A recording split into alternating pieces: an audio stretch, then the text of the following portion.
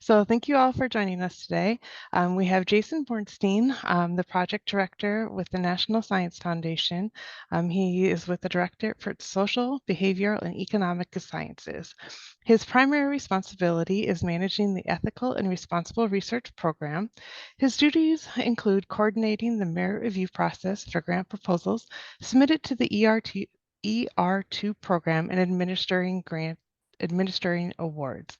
Dr. Bornstein's research interests includes robotic and artificial intelligence ethics, engineering ethics, research ethics, and bioethics. So thank you all for joining us today. If you do have any questions, please put them in the Q&A and the chat. And I will turn it over to you, Dr. Bornstein, because that's what I do. Well, thank you, Jackie, and thanks to the University of South Dakota for the invitation to talk about the ER2 program, or what we refer to as the Ethical and Responsible Research Program. Yes, I'm a program officer at NSF, so you can think of me as a contact person for information about our programs, and in this case, specifically ER2. We use the terms program officer or program director pretty much interchangeably, but we help to coordinate the review process, help to encourage people to apply to our programs, etc. And I'm happy to talk more about that as we go forward.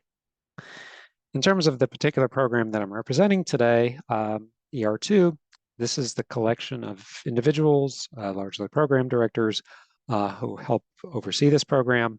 What you will note is the different acronyms after our names that indicates what directorate or office we work for at NSF. So as was mentioned, I work for the Social Behavioral Economic Sciences Directorate, which is the home directorate for this program. But this program spans across all STEM fields that NSF funds. So for example, if you were looking at ethical and responsible practice in physics, or ethical and responsible practice in sociology or in computing, ER2 may be a home for your work. So do keep that in mind as we go forward. And that's something that I'll also mention later on during today's presentation. I should also mention, and Jackie said this, but I'll repeat it. If you have any questions, feel free to put it in the Q&A at any point. By the way, I'm happy to try to answer questions during the presentation or towards the end. I will certainly try to leave time available for any questions that you might have. And also, I'm more than happy to share the slides, which I believe I've sent before today's presentation. So this is the outline of the plan. So I'll give you some details, not a very thorough or very deep history of NSF, but I will talk a little bit about NSF and how our institute, our agency is comprised. And then I'll talk a little bit about the history of our program, in this case, ER2, and then talk about the specifics of what the program focuses on and the proposal types we consider.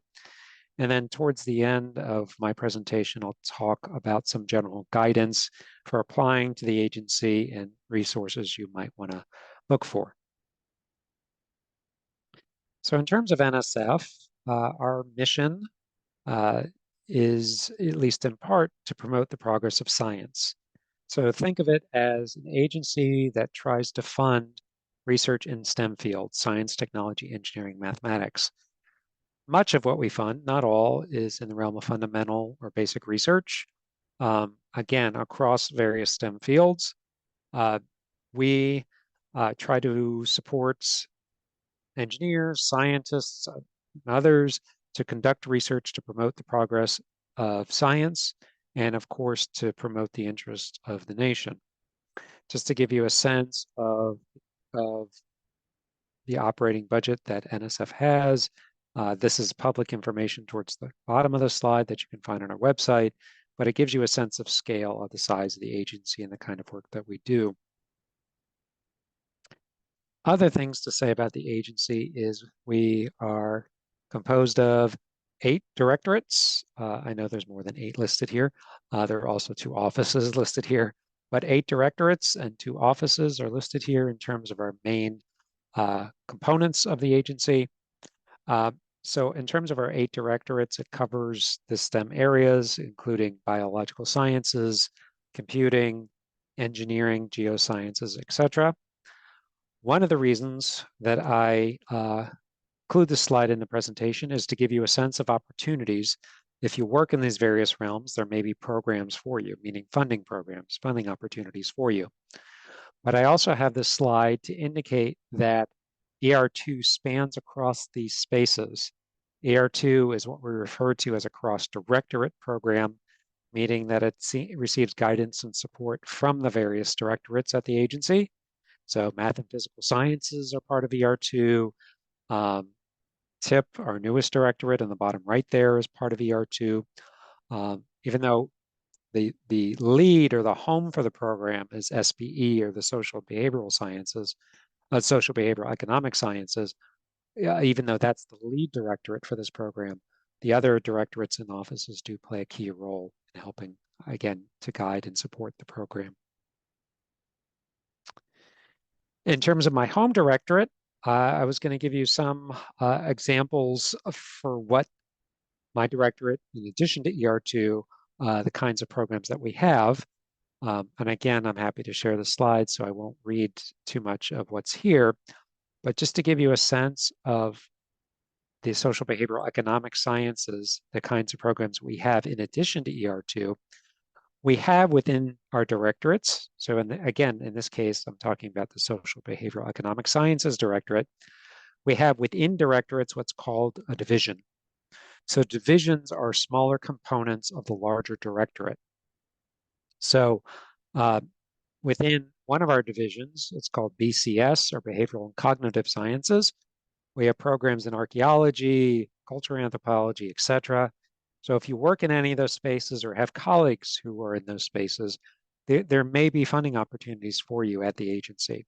So again, looking at that list there, you might see if your work might align with the programs that BCS has.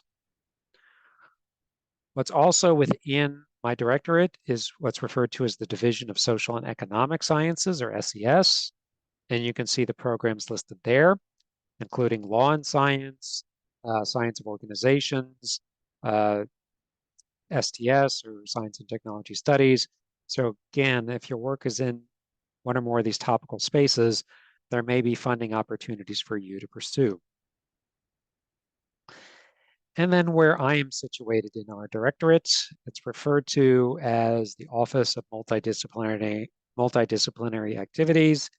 You won't need to memorize the acronyms here. Probably the main one to remember is ER2 for our purposes. But anyway, within this office, or part of the directorate, we have these 5 programs. ER2 is just one, but if you're interested, for example, helping to support or work with MSIs, we have a build and broaden program. If you're interested in social behavioral economic sciences, REUs, or research experiences for undergraduates, we have that program as well. Similarly, postdoctoral opportunities in the social behavioral economic sciences and the science of broadening participation. Again, these may be opportunities for you or your colleagues who want to pursue work in SBE-related realms.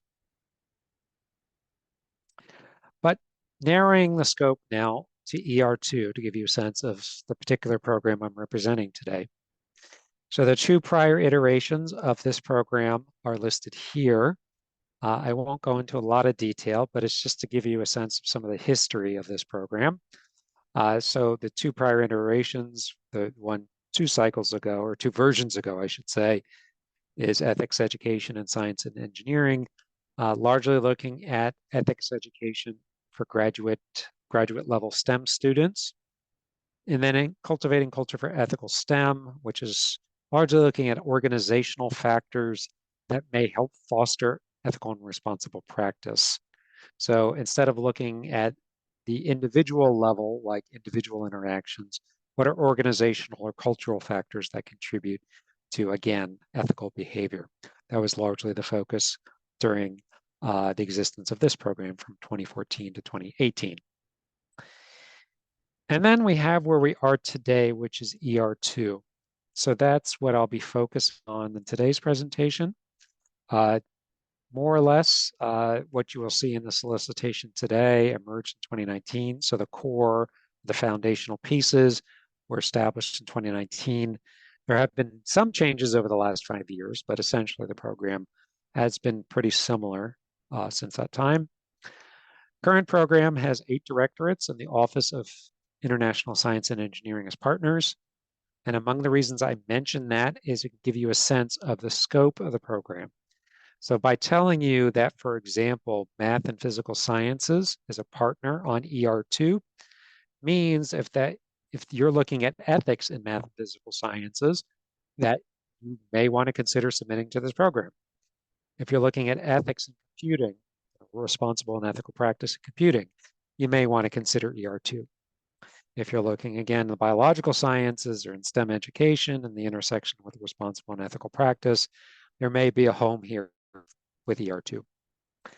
To give you a sense of the scale or to give you a sense of the size of the program, we typically award between 10 and 15 awards per year.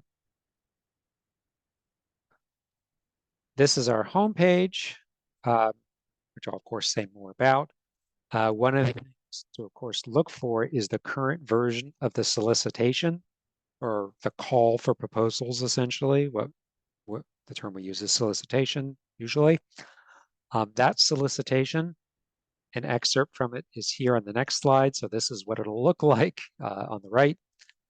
So you look for this number 24-604. That will be the current version of the call, meaning you would need to look at that closely if you're interested in applying for the next cycle. So what we refer to as a target date is January 23rd of next year. We historically or traditionally have our call due in the 4th Thursday of January of each year. And then a direct link to the solicitation is there on the bottom left. Again, I'm happy to share slides, so you don't necessarily have to write it down unless you want to. But this is where you would find the details. And I'll talk about some of the elements of what's in the call in the next several slides. I won't go over all the pieces, of course, but I'll at least give you some core elements of the solicitation in the next several slides. And again, if you do have any questions, be sure to put them in the Q&A when you have them, so we make sure they don't get lost. So anyway, about the program. So this is an excerpt, not the entirety of what the solicitation says, but the ER2 program supports projects that focus on what constitutes or promotes responsible and ethical research in STEM fields. So essentially, at this intersection of STEM and responsible and ethical research practice. It could be, for instance, looking at responsible and ethical practice in geology. It could be looking at responsible and ethical practice in chemistry.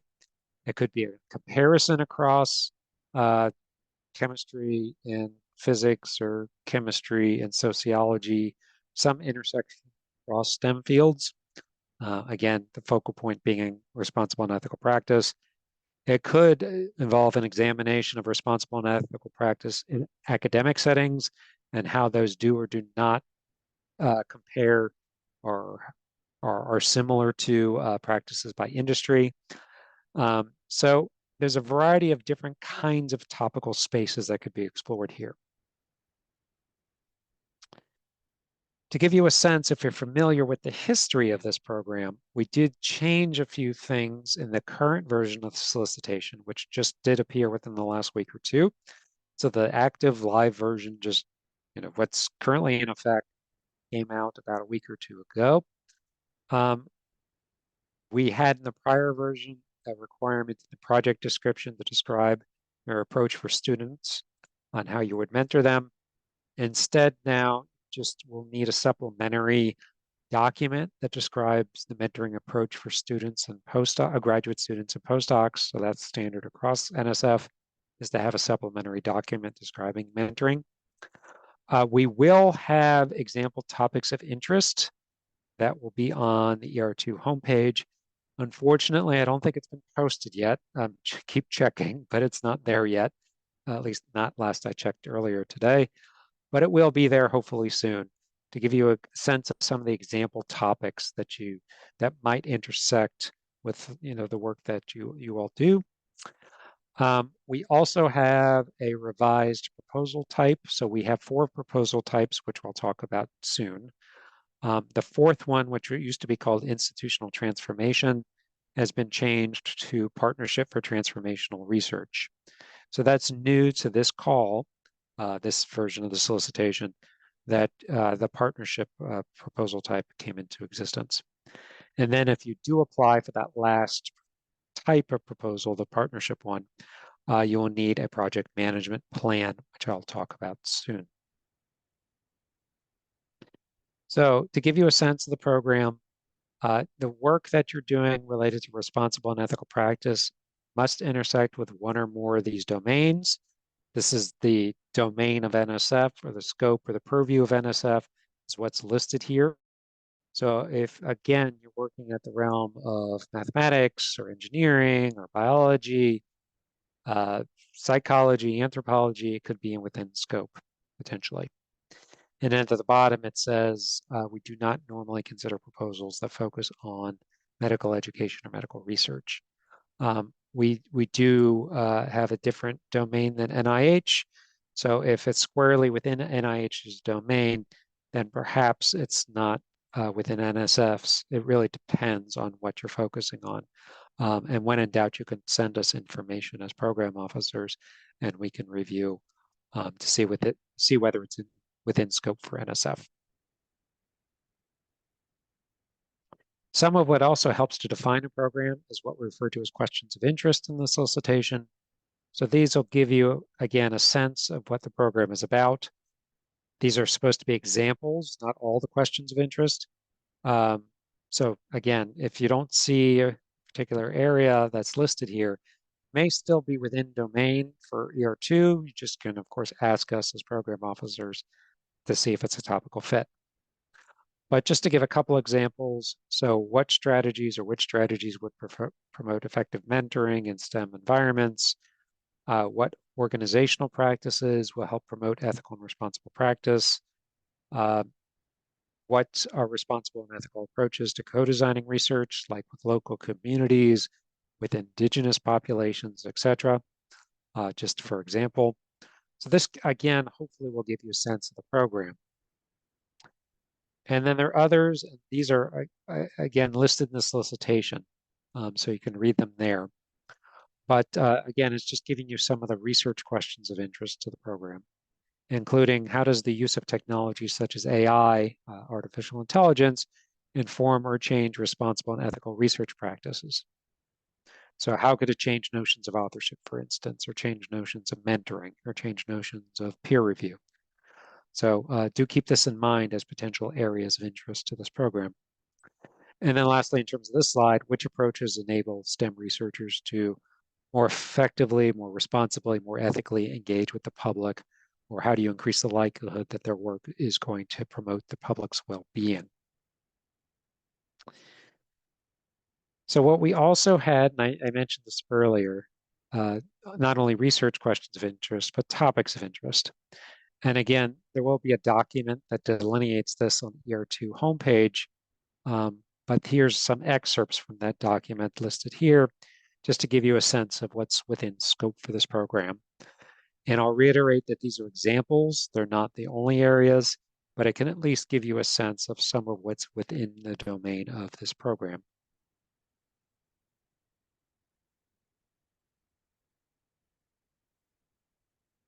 So I'll move on to proposal types.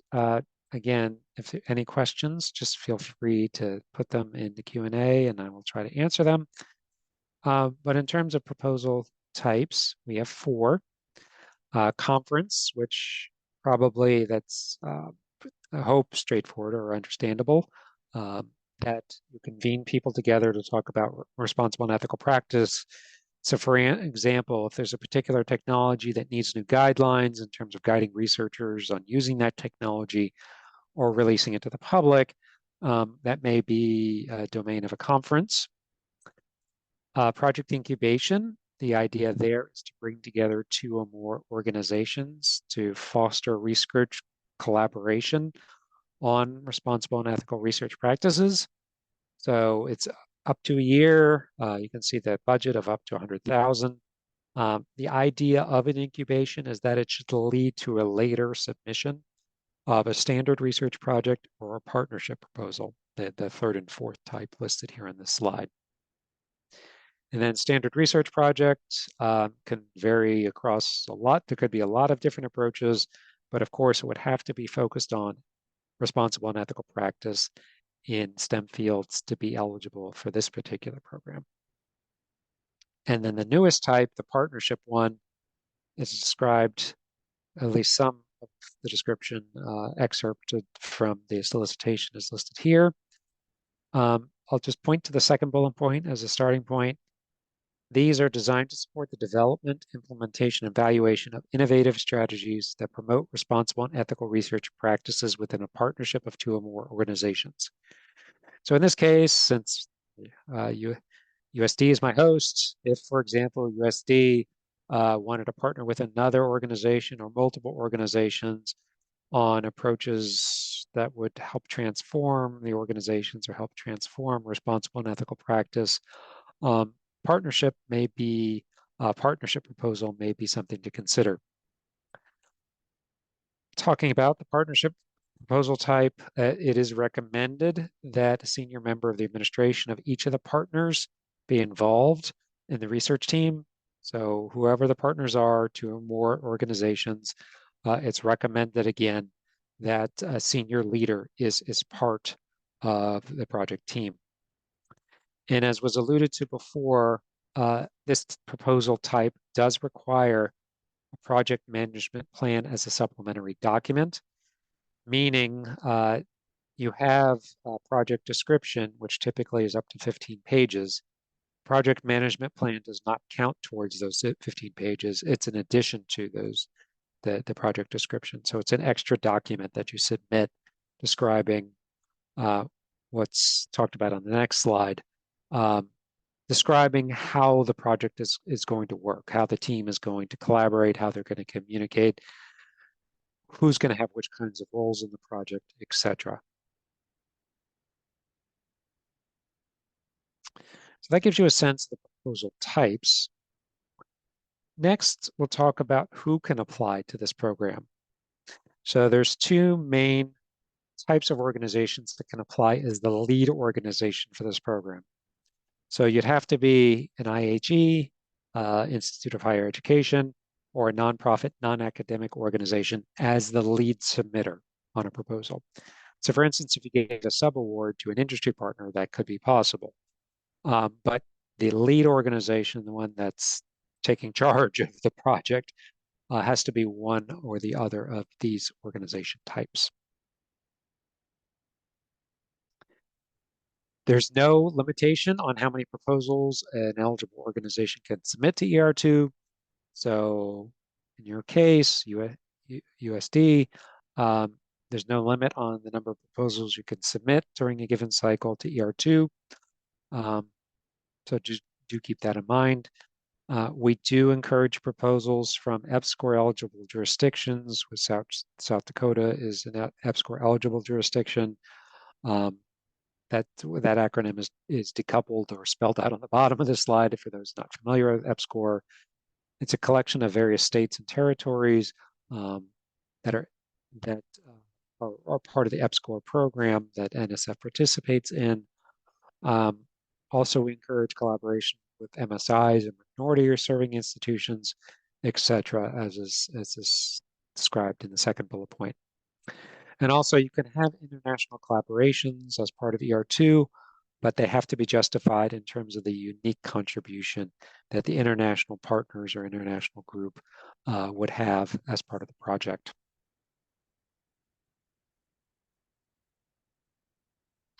In terms of project leadership, there is a cap or restriction based on who submits in terms of the individual people. So the second bullet point, I'll reiterate that an individual can appear as PI, co-PI, or senior personnel on no more than 2 proposals submitted during a given cycle. So in this case, submitted for the January 2025 deadline or target date. So do keep this in mind. If a particular person is listed as PI and more than 2, then the first 2 might be reviewed or potentially would be reviewed, but any others would be returned without review.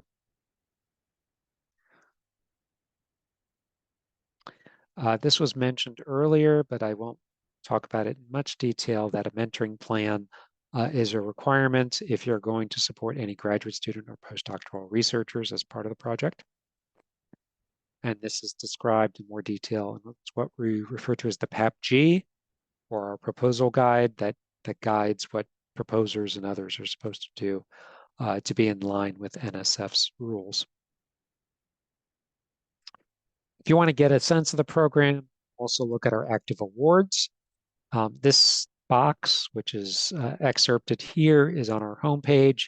So if you were to click on that button, Browse Projects, you will see our active awards. It's also hyperlinked here in the slide 27, if you do get a copy of the slides. And then some of what you will see, this is an excerpt of kinds of awards. So across disciplines, across different STEM areas, different proposal types. So we have a project incubation there, for example, an institutional transformation, which had been in the prior version of the solicitation, but again, has been replaced by a partnership for transformational research proposal type. You're just seeing a sampling of what this program has funded. So if you're not terribly familiar with NSF, one other thing I'll say about this slide is if you were to click on the titles, you will get a 2-paragraph abstract. So for what we fund, we require a 2-paragraph abstract so that the public and other researchers can have a sense of what's been awarded. Award conditions, which I largely won't say much about now, except to say that you're expected, if you're awarded through this program, to participate in PI meetings, which typically occur every 2 years. So the principal investigator or leadership of teams, we typically try to convene them approximately every 2 years. So the next several slides are about creating a proposal. I will go through them relatively quickly in the hopes of having sufficient time to answer questions toward the end. But it's largely just advice, general advice. If you're not terribly familiar with NSF and trying to get started in terms of submitting a proposal, among the things we, of course, would recommend is reading abstracts from a particular program, whether it's ER2 or a sociology program or a mathematics program or a civil engineering program, to get a sense of what the program is like. That can be helpful. You also think about potential partners, collaborators in your work. That's not to say you can't be a solo researcher. That's, of course, possible with ER2. But in terms of the kinds of challenges the nation is experiencing in terms of ethical responsible practice, you might want to consider, well, who has the expertise, the experience to pull off whatever you're describing in terms of the scope of work of your project. What we'd also say is read the solicitation, what I was excerpting from before, carefully. So the words in there are selected carefully.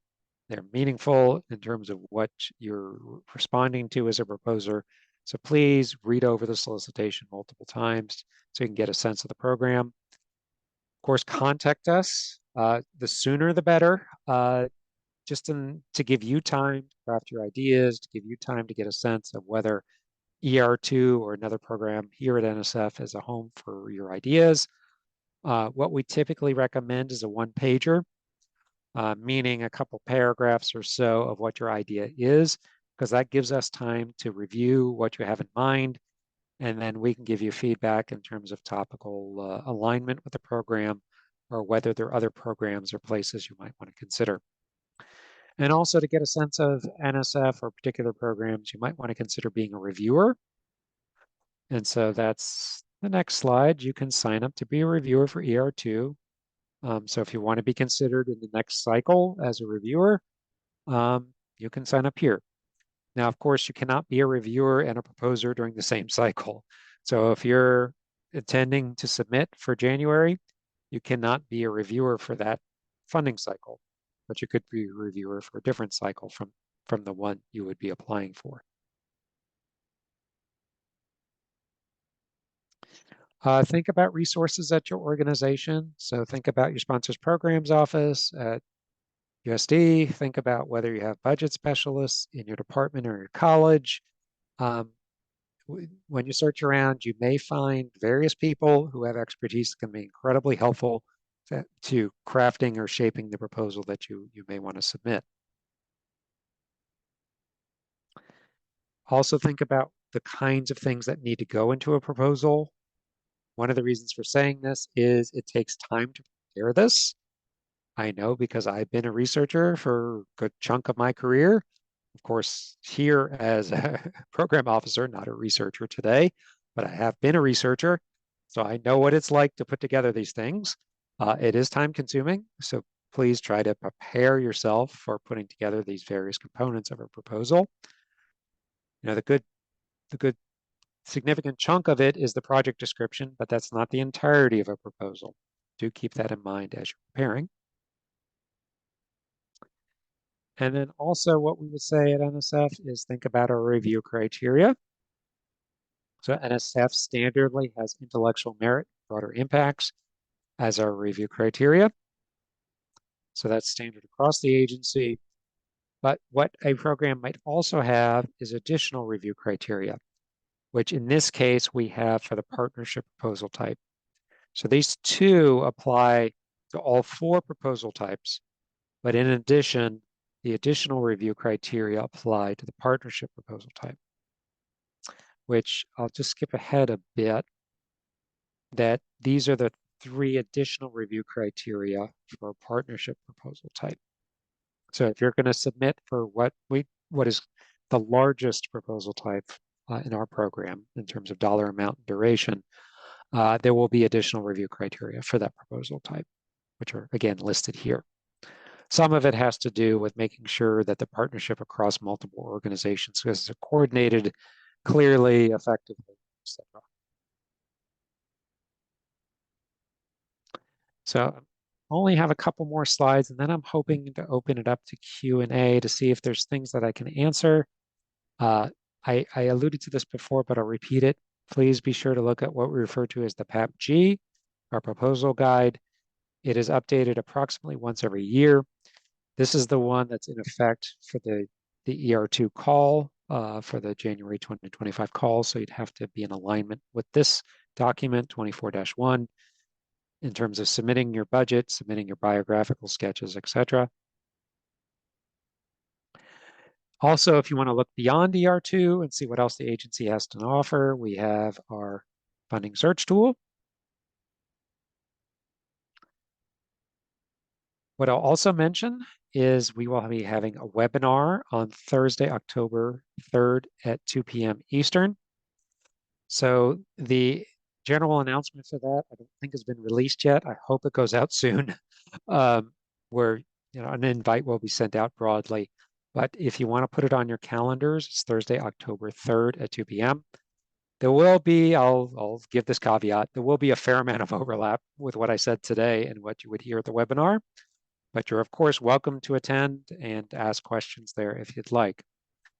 We also host office hours, which is actually where I was before this meeting, on these dates at 3 p.m. Eastern on Wednesdays.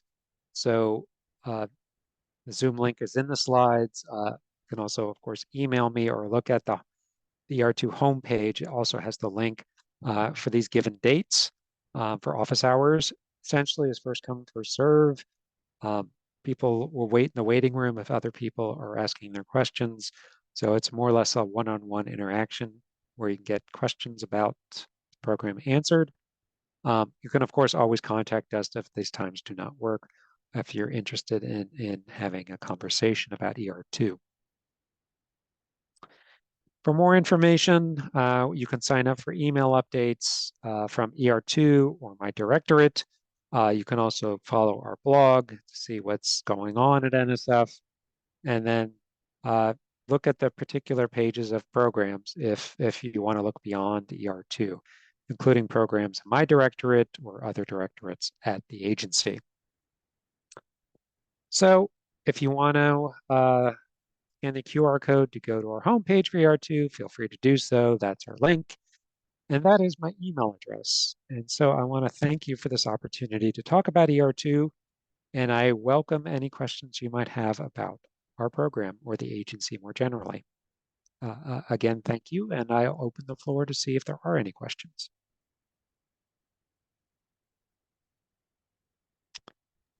So please ask away if there's anything that I could answer.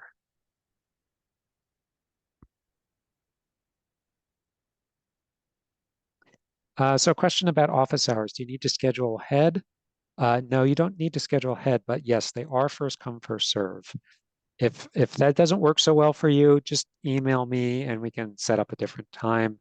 But yes, the office hours are intended to be first come, first serve.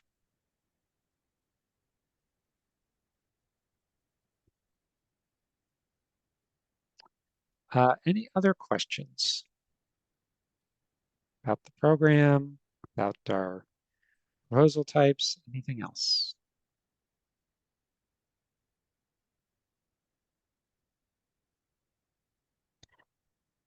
Well, I am working with a couple of researchers who are looking to build undergraduate research capacity here on campus. Mhm. And I did see that in a couple of your slides. If you wanted to just talk about undergraduate research in NSF and ER2. Absolutely. So if you're trying to improve responsible and ethical practice in undergraduate settings, so improve their ability to improve, let's say, mentoring practice for undergraduates, that could be within the ER2 domain. Trying to help undergraduates better understand ethical and responsible practice as it relates to authorship, ethical and responsible practice as it pertains to working with human subjects in their research, ethical and responsible practice as it pertains to peer review practice, or how they manage their data, or how they interact with the public. Um, if it's at this intersection of STEM, research, and ethics, it could be within the ER2's domain.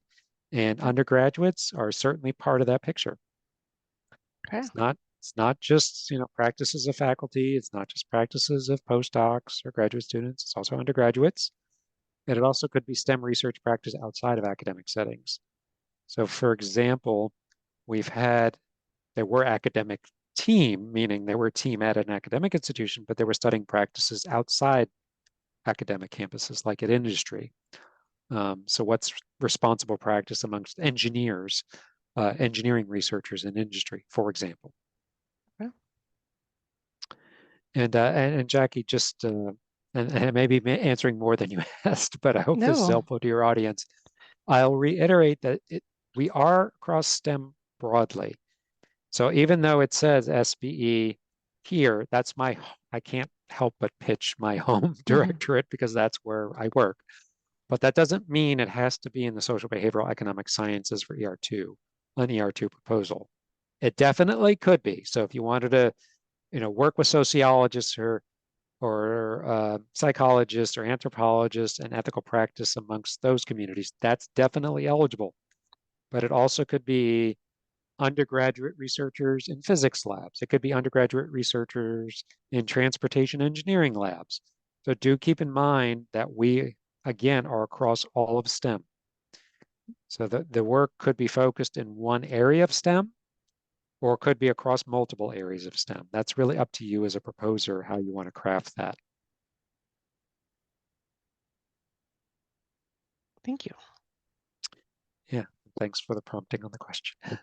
Because I think that helps, when I'm prompted to, give people a sense of what I hope is informative to them.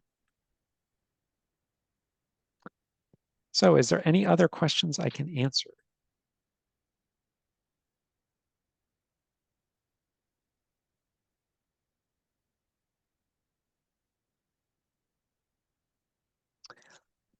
All righty, Jackie, I'll leave it to you what you think. I think we get 19 more minutes back in our day. So thank you so much for your time. It was a wonderful presentation. I bet you we will be reaching out. Sure, feel free Yeah, to and do so. I'll pass this information along to the people I'm working with. Sounds great. And yes, certainly feel free to reach out and certainly feel free to distribute the slides that I shared. Yes, yep, I'll have Gina do that tomorrow. Okay. Well, take care, everyone. Have a good rest of your day. Thank you. Bye.